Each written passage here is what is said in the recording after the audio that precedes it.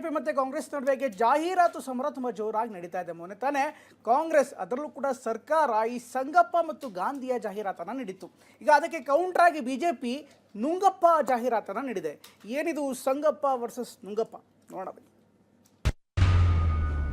ಅಂದು ಸಂಗಪ್ಪ ಇಂದು ನುಂಗಪ್ಪ, ಜೋರಾಯಿತು ಕದನ. ಬಿಜೆಪಿ ಕಾಂಗ್ರೆಸ್ ನಡುವೆ ತಾರಕಕ್ಕೇರಿದ ಜಾಹೀರಾತು ಸಮರ. ಇಂದು ಪತ್ರಿಕೆಗಳಿಗೆ ಜಾಹೀರಾತು ನೀಡಿರುವ ರಾಜ್ಯ ಬಿಜೆಪಿ ಕಾಂಗ್ರೆಸ್ಗೆ ಕೌಂಟರ್ ಮೇಲೆ ಕೌಂಟರ್ ಕೊಟ್ಟಿದೆ. ಮಹಾತ್ಮರನ್ನೇ ಬಂಡವಾಳ ಮಾಡಿಕೊಂಡ ನುಂಗಪ್ಪಗಳು ಅಂತ CM Siddaramaiah, Rahul Gandhi, Mallikarjun Kharge cartoon photo ಹಾಕಿ ಲೇವಡಿ ಮಾಡಿದೆ.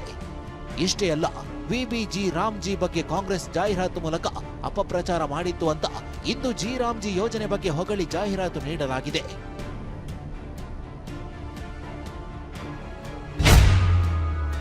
ರಾಜ್ಯ ಕೇಸರಿ ಪಡೆ ವಿರುದ್ಧ ಉರಿದುರಿದು ಬಿದ್ದ ಕೈ ನಾಯಕರು. ಬಿಜೆಪಿ ನೀಡಿದ ಜಾಹೀರಾತಿಗೆ ಕಾಂಗ್ರೆಸ್ ನಾಯಕರಂತೂ ಕೆಂಡ ಕಾರಿದ್ದಾರೆ. ಪರಮೇಶ್ವರ್, ಗಾಂಧಿ ಬಗ್ಗೆ ಗೌರವ ಇದ್ರೆ ಯಾಕೆ ಹೆಸರು ಬದಲಾವಣೆ ಮಾಡಿದ್ರಿ ಅಂತ ಹೇಳಿದ್ರೆ ಪ್ರಿಯಾಂಕ್ ಖರ್ಗೆ ಗಾಂಧಿಯನ್ನ ಅವರು ದೈಹಿಕವಾಗಿ ಮುಗಿಸಿದ್ದಾರೆ ಅಂದ್ರು. ಹರಿಪ್ರಸಾದ್ ಬಿಜೆಪಿಯವರು ಸುಳ್ಳನ್ನ ಬಿಂಬಿಸೋಕೆ ಹೊರಟಿದ್ದಾರೆ ಅಂತ ಹೇಳಿದ್ರೆ ಯತೀಂದ್ರ ಇವರದ್ದು ಟೀಕೆ ಮಾಡೋದೇ ಕೆಲಸ ಅಂತ ಪಂಚ್ ಕೊಟ್ಟಿದ್ದಾರೆ. ನೋಡಿ, ಈಗಾಗಲೇ ಗಾಂಧೀಜಿಯವ್ರನ್ನ ದೈಹಿಕವಾಗಿ ಮುಗಿಸಿದ್ದಾರೆ.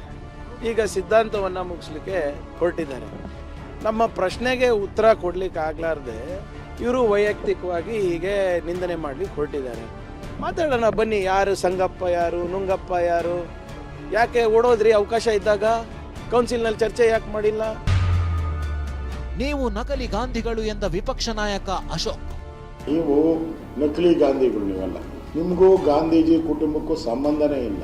ಆದರೆ ಗಾಂಧೀಜಿ ಹೆಸರನ್ನು ತೆಗೆದುಕೊಂಡು ಗಾಂಧೀಜಿ ಹೆಸರಿಗೆ ಅಪವಿತ್ರ ಮಾಡ್ತಾ ಇದ್ರು. ಯಾಕಂದರೆ ಗಾಂಧಿ ಹೆಸರಿಟ್ಕೊಂಡು ಬೋಫ್ಯಾಕ್ಸ್ ಹಗರಣ ಮಾಡಿದ್ರಿ.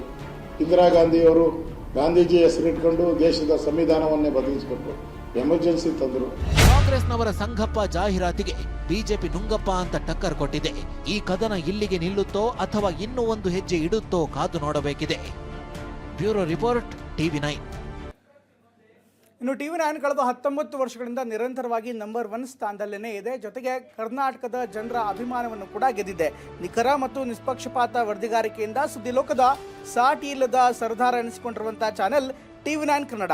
ಕಳೆದ 19 ವರ್ಷಗಳಿಂದ ಸತತವಾಗಿ ನಂಬರ್ 1 ಪಟದಲ್ಲಿ ವಿರಾಜಮಾನವಾಗಿರುವಂಥ ನಿಮ್ಮೆಲ್ಲರ ನೆಚ್ಚಿನ ಚಾನಲ್ ಟಿವಿ9 ಕನ್ನಡ.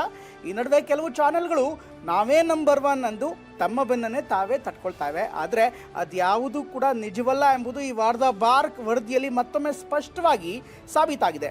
ನಾನಾ ಮಾರ್ಗಗಳ ಮೂಲಕ ತಮ್ಮ ಚಾನೆಲನ್ನು ಪ್ರೇಕ್ಷಕರ ಮೇಲೆ ಹೇರಲು ಕೆಲವರು ಪ್ರಯತ್ನವನ್ನು ಪಡ್ತಾ ಇದ್ದಾರೆ.